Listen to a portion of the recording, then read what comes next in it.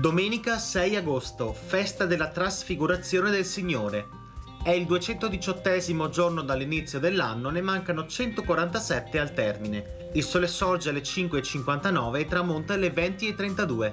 La luna si leva alle 23:10 e tramonta alle 11:45.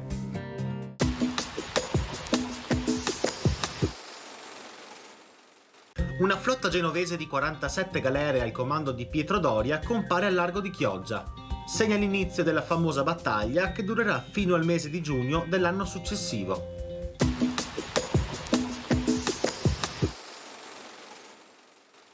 Le previsioni per domani.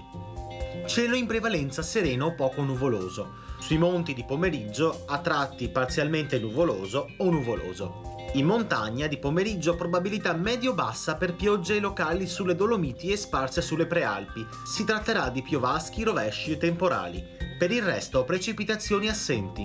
Temperature in calo di notte con andamento irregolare di giorno, differenze leggere e moderate rispetto a domenica.